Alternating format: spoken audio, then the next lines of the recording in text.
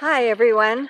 So it's been a crazy busy summer and I haven't had a chance to really work on any videos.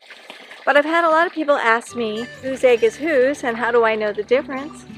And if you only have 3 ducks, it's not that hard to figure out. So I'm going to talk all about that and all the other things I've learned to do with the different duck eggs, including starting a garden.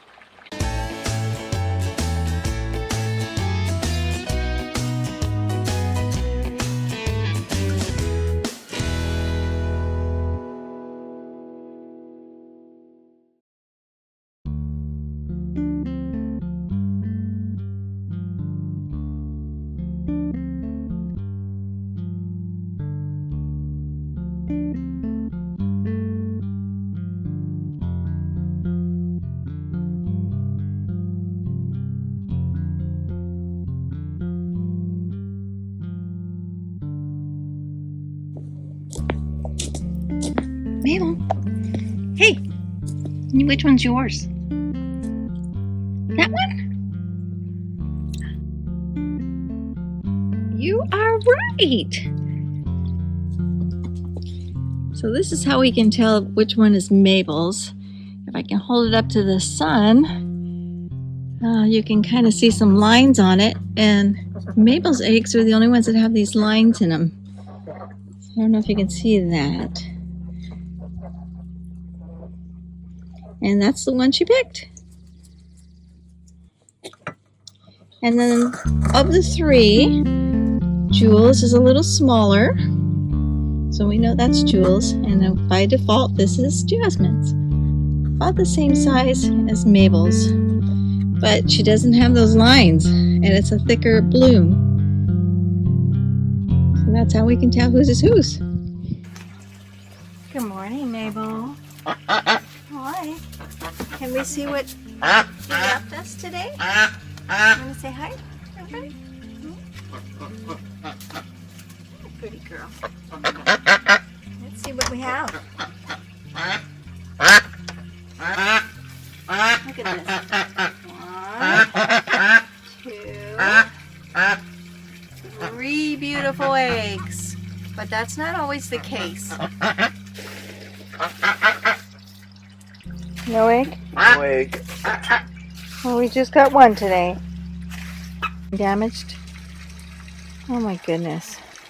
So that's Mabel's egg. We did find another egg, but for some reason Mabel's have been either getting stepped on and they're just coming out too soft. So we still don't know what's causing that.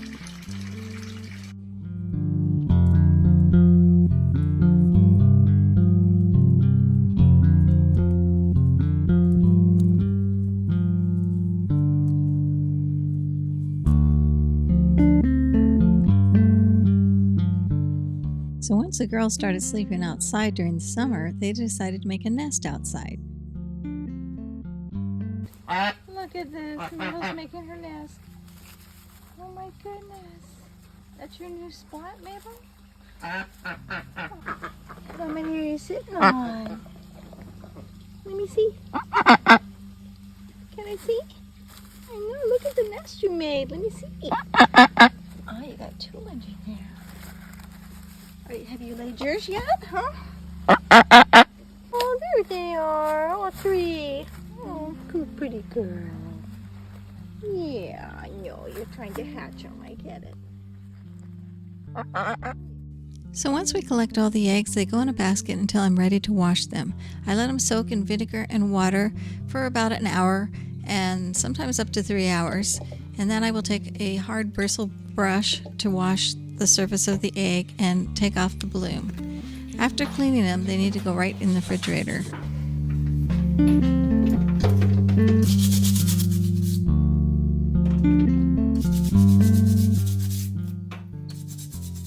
I have to be careful not to brush too hard because I'll crack some of the shells, especially on Mabel's eggs. But the bristle brush does a good job of cleaning the eggs pretty thoroughly.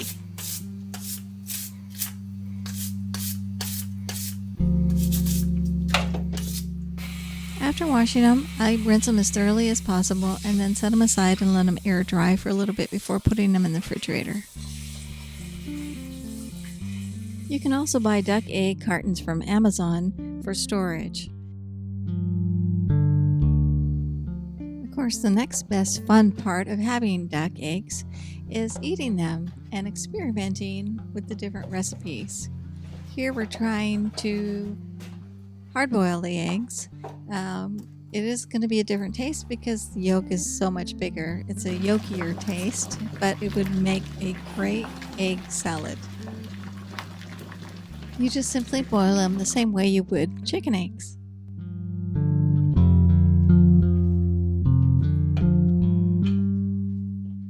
While I haven't tried baked goods, they make excellent omelets, egg muffins, pancakes, waffles, and of course, French toast.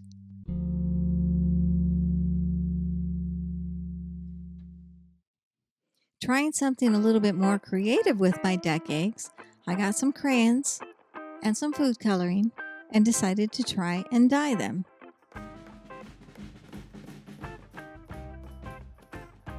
I hadn't tried this method before on chicken eggs, so this was all very experimental for me. So I found the recipe online, and it required mixing water with vinegar and food coloring.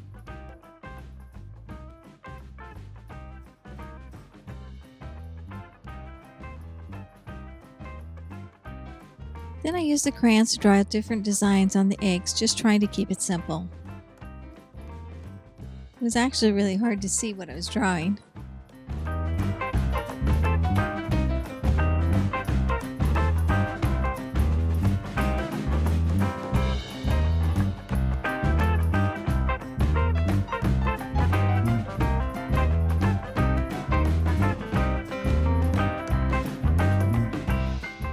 Next was putting them in the solution and letting them sit for as long as it took for it to dye.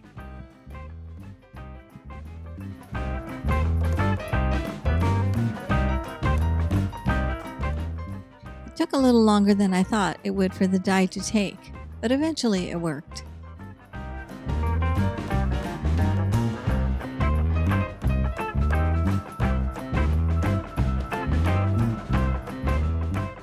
And here's the result of my first ever dyed duck eggs. Try saying that 20 times. And I don't think the girls were impressed at all with my handiwork.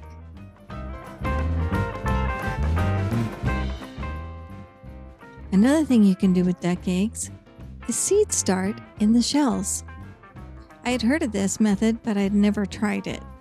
And I've never been very good about growing anything, so this was another experiment for me.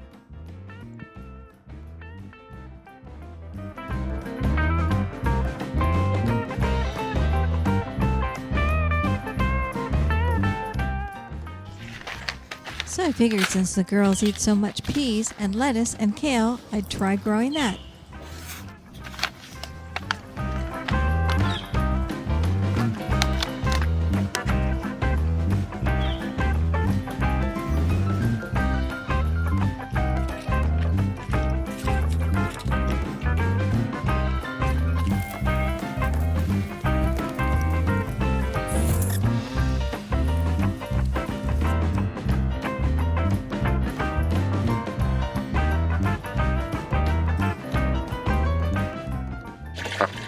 So I'd be the first to tell you that I do not have a green thumb. In fact, almost everything I've even tried to grow from seed has never really succeeded. But when I used the duck eggs, for some reason that really worked. So let me show you the results of seed starting in eggshells. In this case, duck shells. Right, Mabel?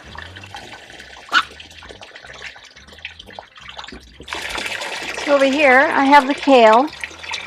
But all of these have been grown from seed. I'm still not an expert at it, but this is success as far as I'm concerned.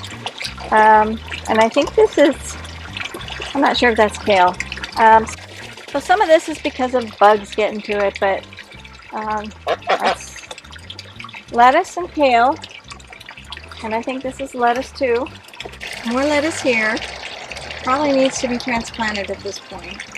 We're running out of summer months, so we'll see how far it gets. And over here we have the peas.